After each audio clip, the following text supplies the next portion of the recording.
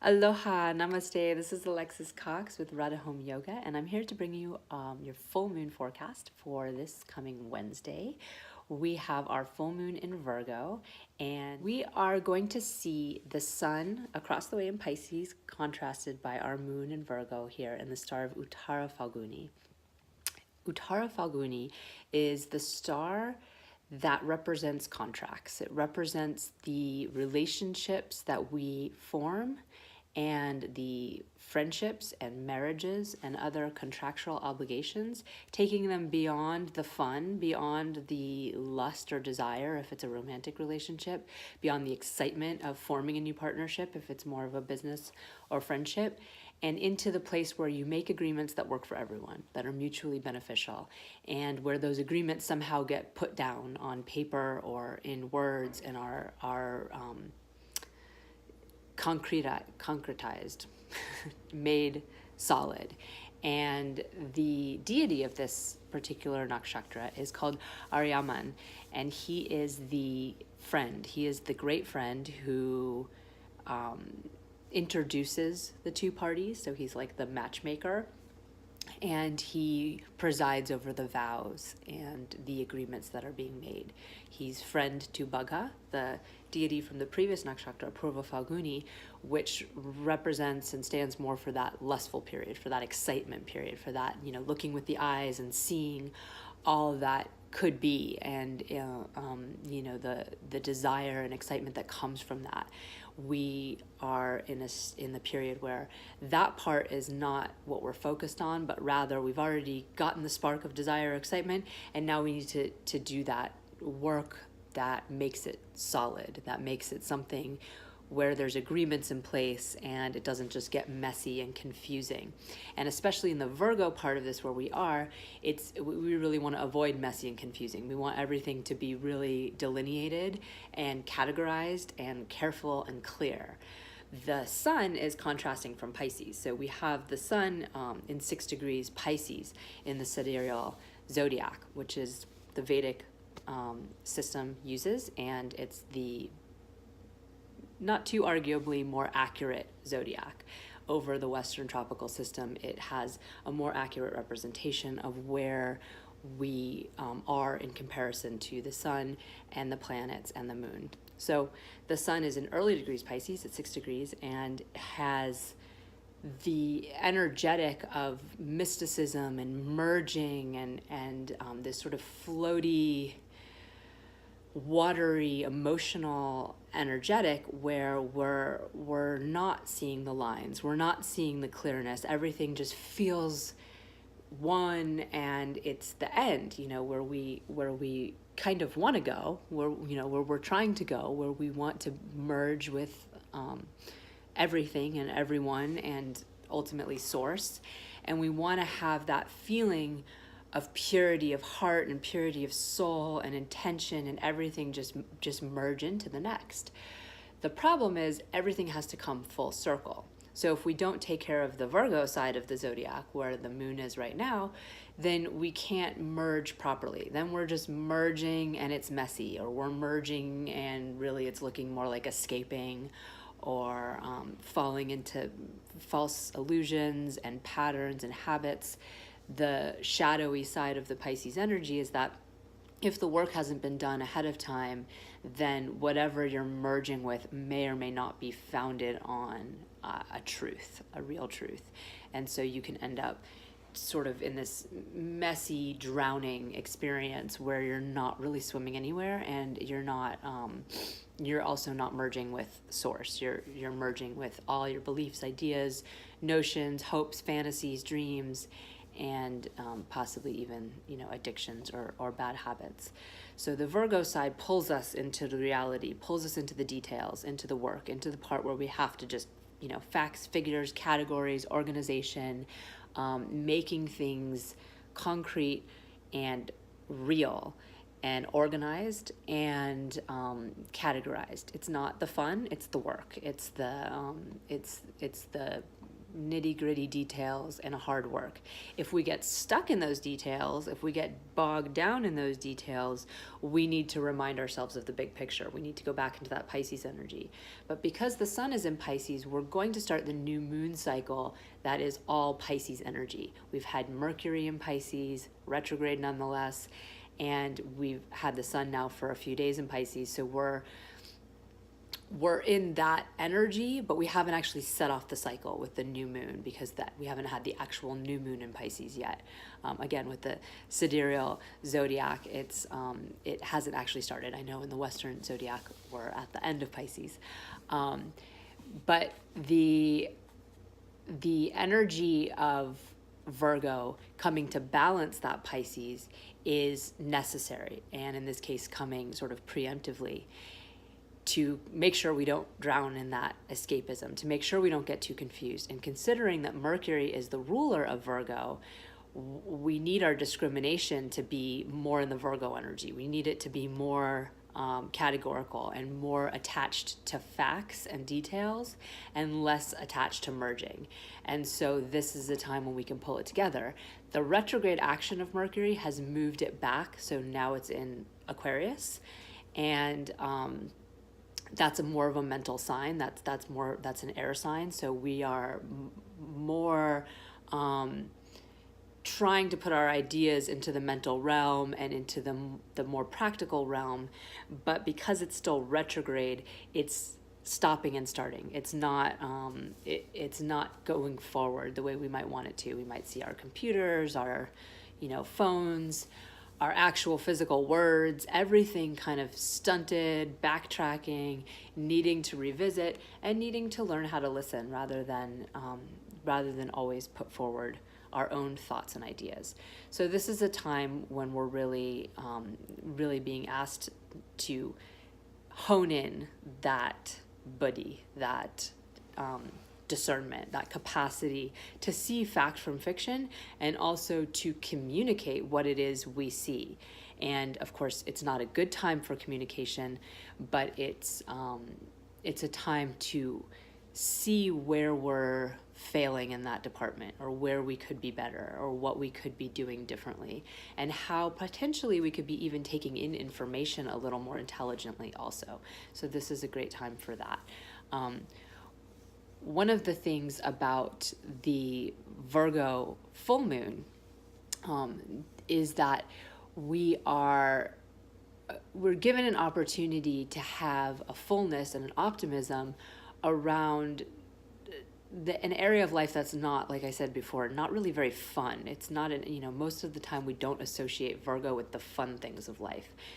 It is associated with taking care of our health, natural healing, natural practices, Ayurveda or other herbalistic practices, massage, yoga, physically taking care of your body. Virgo's an earth sign, so we want to earth with the plants and the plant medicine, and we also want to ground down into our body. Virgo's a sign of dis-ease, and so as a result of that dis-ease, we want to heal. We want to bring ourselves more into balance, and it sparks that interest for us. It's the natural sixth house of illness and of disease, and so we are interested and engaged with the idea of healing ourselves and making ourselves well. So it's a good time to counter maybe that sea of sort of habits that you've fallen into, whether that's more of a sugary diet, or not exercising as much as you want to, or if there's literally more addictive qualities that you've been falling into. It's a time to sort of set straight, like, hey, I should go back to exercising every day, or I should go back to eating right. We have in our Gregorian calendar in our Western world the new year. January 1st is the new year. We make all these resolutions. But from an astrological and astronomical perspective, it's kind of a horrible time to have a new year. It's in the dead of winter. It's not a new time. It's not a time to spark new things. And, a lot of people will capitalize on that time of year, be it gyms with memberships or different, online programs, starting your new year off this way, but it's not actually how you feel at that time. You don't feel like starting something new. this is the time you feel like starting something new. We're about to move into spring, and we have, literal evidence of that. Flowers are blooming, the cold air is going back and forth. So here in Southern California, we don't have real winters, but we have had a lot of rain and a lot of cold, and there is snow in the mountains, and it's melting, but then there's going to be more rain next week. So this is the time of year where the weather's really back and forth, where it's really hot on some days and we feel like, wow, it's summertime, we can go to the beach, and then on other days it's really cold and rainy again, relatively. I understand that if you're in the East Coast, you're not really feeling too much sympathy for our cold, but that fluctuation is really what this time represents, and it's the ushering in of the new season of spring. And so we do feel like cleaning, we do feel like cleaning our temple, our body, we do feel like exercising, we do feel like starting something new. This is the time to do that. And in India, there's a grand celebration called Holi, and it's the festival of colors. And if you're there ever at this time, it's amazing. It's kind of scary, actually. You go and everyone's just throwing colors everywhere, and the colors are these sort of powdery colors that are probably toxic, and they're just being thrown on everyone and everything everywhere. And the idea behind the celebration, whether or not you enjoy the actual festivity of it, is the birthing of spring, the birthing of light. Literally, it comes from the calendar and comes from the true start to spring. And there's also mythology around it and a story around it. And the most common story, there's always various different myths associated with things in India. If you ever get the blessing to travel there, you'll see that you talk to people in one region or another, and it's completely different traditions and myths. And even within the same region, you'll get different stories. And that's the beauty of storytelling, is that it comes from people passing information down. It's not something that started out being written down and having to be told in this certain way. There is stories and myths that have been written through time, but one of the very first mentions of starting to write things down in the Vedas was how the fact that it was needing to be written down would change it and would make it different from when it was passed only from an oral tradition.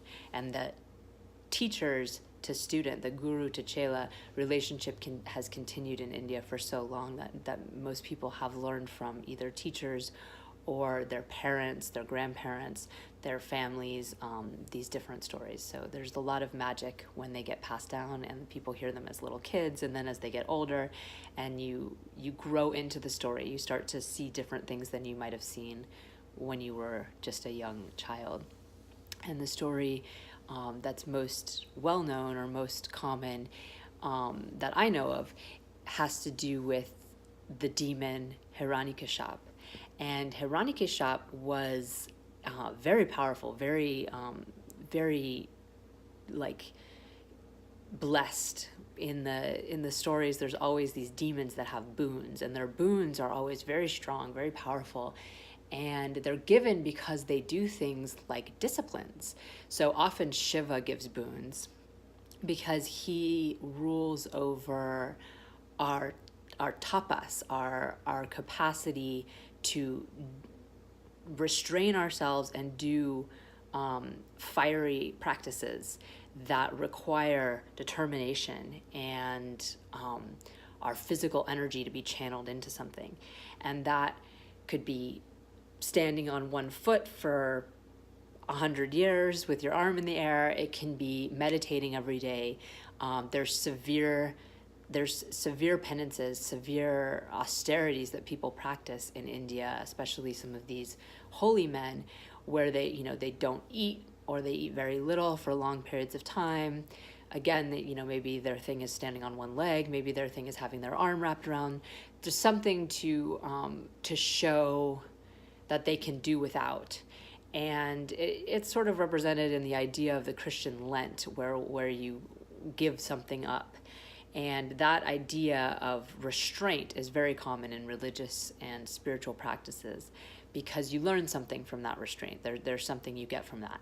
But what you don't get is love. What you don't get is devotion. What you don't get is what we call bhakti, which is love and devotion. And it is said that while those restraints, while practicing something like hatha yoga, the physical practices, the asana that 99% of the Western world associates with yoga, while practicing even meditation is very, very powerful and gets you to that place where you'll get a boon from Shiva, where you'll get gifted some kind of siddhi or some kind of power. You don't get love, you don't get devotion, you don't get the full ball of wax. And in the Bhagavad Gita, they focus on karma yoga, your actions, doing stuff like good for others that isn't all about yourself, and bhakti yoga, which is the love and the devotion.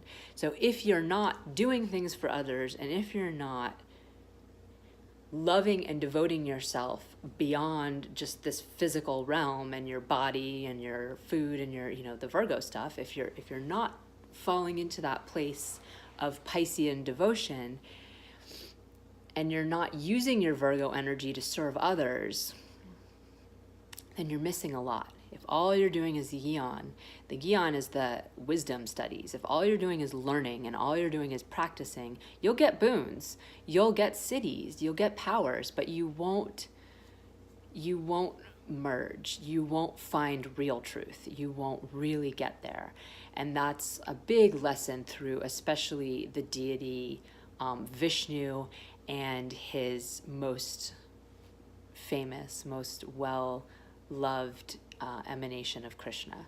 And so you really see that devotion come out there, and you really see that part where you're putting your energy towards just offering it up, having faith and offering it up, and not doing something, especially not doing something specifically just for yourself and for your own quote-unquote betterment. So that's a hard concept in the West to understand and to embrace, because we are basically taught that we have to do for ourselves and make ourselves good in order to be worth anything in the world, and that we have to always strive, and so we're always in competition to others. And if we stop and lend a hand, it has to come from a place of power where we're so far up and we're giving our pennies down. And that concept has started to permeate the world. It's everywhere, and definitely in India at this point, but it's missing the bigger point. And if we're only focused on exercise and we're only focused on our own health, then we're missing the light, and we will stay in the dark. And so the story with Hiranyakashipu is he does have boons, and there's a bigger story with him and the emanation of Vishnu that is the lion. But in this part of the story that focuses on Holi, or that brings about the holiday of Holi, Hiranyakashipu has a sister named Holika, and she has a boon too. She's also a demon, and she has a boon that she doesn't get burned by fire. She can't get burned by fire. Hiranyakashipu's son Prahlad is a great devotee of Vishnu. He is very, very, very devoted. He is not interested in his father's evil ways. He's not interested in learning the magic tricks to become powerful. He's interested in love and true peace and true harmony with all things and being a good person. And his father cannot stand this. He's tried everything, and he can't turn his son into being the way that he is, which is what he wants. And that's a theme, of course, we can also understand, just wanting your kids to be like you, and they're not. And so it drives him crazy, because Prahlad is always praying to Vishnu, and he's not doing what his dad wants him to do. So after many, many repeated attempts to try to kill his son, or have his guards or his demon army kill his son, he invokes his sister and says, I need you to use that boon of yours with the fire and hold my son on your lap and go step in this ring of fire, and you'll be fine, because you have that boon from Agni, from the fire god, that she received from whatever austerities she did. And so this is the plan. And she agrees to it because she is one of his minions. She is part of that evil mentality. And the good and the evil is very different than the Christian mentality of bad and good. It's much deeper concept. We all have the light and the dark within us. We all have the part of us that's desire driven, the part of us that is demonic and that wants things for ourselves, and is it's the ego, right? It's the part of us that's just constantly trying to get more and more in the world, and that's defending ourselves and all these other things. And we all have it, and then we all have a pure part of ourselves. And it isn't to cast off and abstain the ego and send it into the darkness and never pay attention to it. It's about embracing that darkness and finding it in ourselves over just pointing it out in other people, so that we might integrate and become whole. And so that's a short little synopsis on dark and light and evil and demons versus the devas and the gods. But this particular asura or demon, Hiranyakashipu, puts his son in the fire with his sister, and it turns out that boon she had was only if she was alone in the fire. She wasn't actually able to bring someone else into the fire. If she does, then she burns too.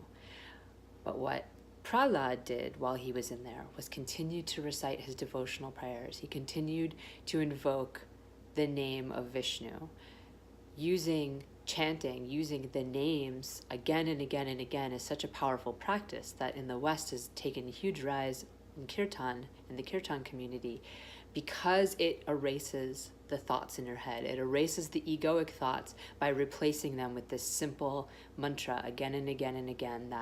It's literally replacing the ego with God, to put it in a really simple way. And Prahlad did that, and the fire did not touch him because he surrounded himself with his own protective vibe. He stayed okay, and she ended up burning. And so that is the celebration of Holi, the light winning over the dark, the deva winning over the asura, and the good within ourselves, each one of us triumphing over the part of us that wants to stay down in the ego, and that wants to stay down in the part where we blame others or feel negative feelings outside of us, as opposed to purifying that part of ourself that has those same qualities and integrating them into ourselves, so that we might become more light and we might become more pure, and then we can attract that from the outside world and see that in the outside world, and not just see the darkness and the negative. So it's a very deep transformational concept on many levels, or it can also be a fun story and a throwing of colors, depending on where you're at. And everywhere that you're at is beautiful. Whatever place you can take in a story, whatever place you can tap into that consciousness, it works on you on some level. And then maybe the next time you hear the story, or the next time you experience that that lesson or that thing that comes up in your life, you understand it a little deeper. That's the way it goes. We learn in circular motions.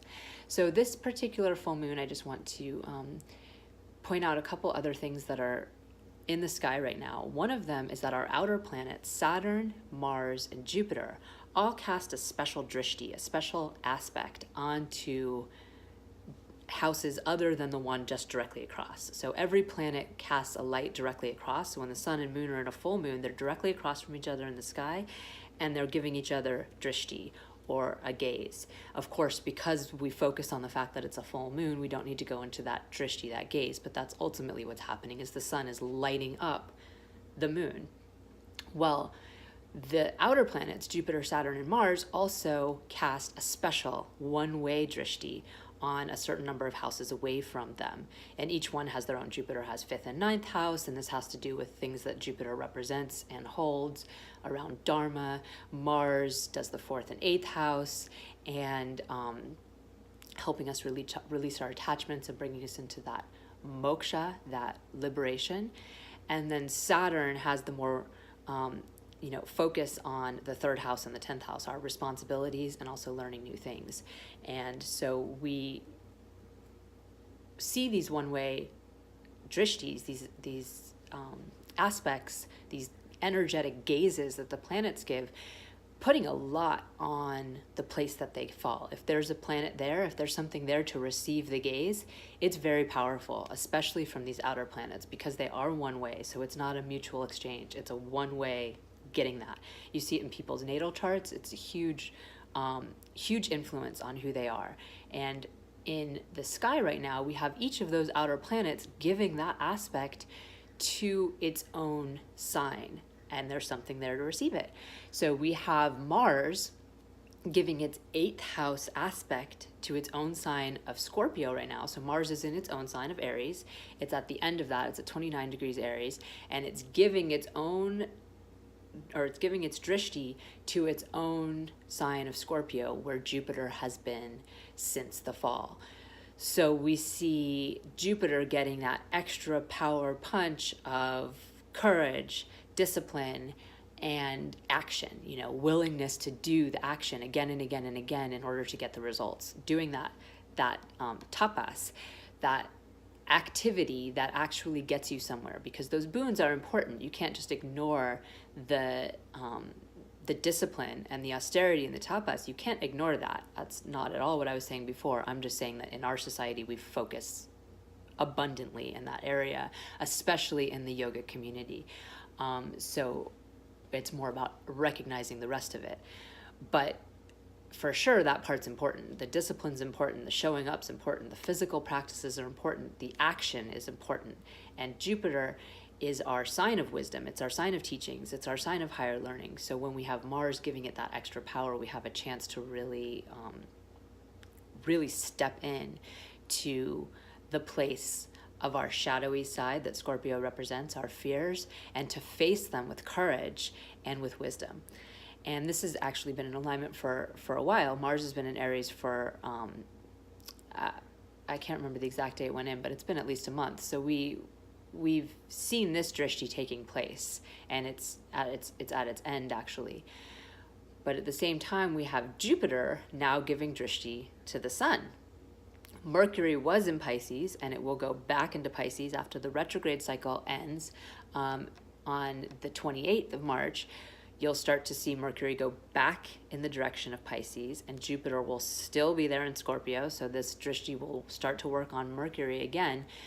But right now, it's working on the sun, who just moved into Pisces, and it's giving more wisdom, more generosity, more expansiveness, more capacity to really light our consciousness, which is the sun's energy, and our capacity for leadership and authority. It's giving more potential for true wisdom. And that wisdom coming from Scorpio is that wisdom that really has sat in the shadows themselves and sat in the dark themselves and is not just pointing fingers. So we have that potential with Jupiter doing its 5-house one-way drishti on the sun in Pisces. And then we have Saturn from Sagittarius, where again, it's been sitting for a very long time, giving its drishti to Mercury, which has now entered Aquarius in its retrograde cycle.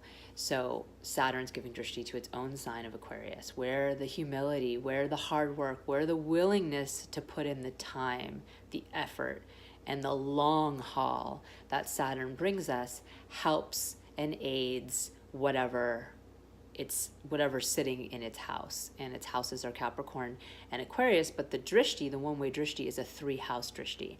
So when these outer planets cast their drishti from anywhere, it always promotes an influence. But in this case, each of these outer planets are casting the drishti to their own sign. Whenever a planet gives energy to its own sign, you see a more power there. You see a potential for power, because the energetic is helping. It's like the landlord of the house, sending money for repairs to the house. Whatever struggle Mercury might have retrograde in Aquarius, Saturn's like, okay, but here's my lifeline. Here's a rope, and here's all the tools you need to deal with whatever struggles you're having in my house right now. And that's what Mars is doing, and that's what Jupiter is doing. And in the case of all of these planets, actually, they're all already in good dignity. Jupiter's already in good dignity in Scorpio. The sun is already in good dignity in Pisces. and Mercury is already in good dignity in Aquarius. They're all in friendly signs, meaning there's an intelligence there, and they're already friends with the landlord. So it's like, it's not your evil landlord suddenly being nice to you, sending you something. It's your landlord who's always kind of been your friend, helping you out and sending you what you need. So it's a time when we have a lot of potential to grow spiritually with Jupiter, to tap into the wisdom, to tap into our power, our leadership, and our authority with the sun. Even though it's not necessarily in its most powerful place in Pisces, it's in a tuned in place. And if our sun, if our part of us that's leading the show is not tuned in to great wisdom, whatever power it has is going to be evil. It's going to take us in a bad direction. It needs to have that flow of wisdom. It needs to have divine grace, so that whatever its leadership is over is wise, and is leading from a place of personal growth and having done the work yourself. And then Mercury, which is retrograde, so it's pretty challenged right now. Actually in some ways is better off in its debilitated state in Pisces being retrograde than it is being retrograde in Aquarius, because even though it normally does well in Aquarius, being retrograde, it feels stunted, and that outpouring of information and knowledge that normally is so blessed feels delayed and stunted and confused and like it's going backwards. And so there's already that energy, and Saturn is helping from 3 houses away, saying, hey, it's okay, just keep moving forward, just keep trying, don't give up, put in the hard work, roll up your sleeves, humble yourself, accept the fact that things might not be working the way you want, but also just keep doing it, keep working. And so there's a lot of power to be had right now. Our nodal axis is going to shift in just a few days, and I have that report coming up as well in just a few days. So you're going to see how the nodal axis shift, Rahu moving into Gemini and Ketu moving into Sagittarius, is going to affect not only all of us on a social scale, but also on your individual chart, how it's going to affect you based on your rising sign and what houses it's going to be inhabiting for you. So this is going to be a super powerful report, and I hope you will be receiving it. If you sign up for my email list now, it will come to you automatically. And right now, right away, you would get the Jupiter for where Jupiter is right now in Scorpio. You would get that for your rising sign, for all the rising signs. And then in a few days, that's going to change over to being for the nodal axis. So I'm super excited to pass this information on and to share. If you like this, you can share, you can comment, and you can sign up for the email list. I hope you have a beautiful, blessed full moon, and happy Holi, and may the light pervade and win for you personally over your dark shadows. Namaste.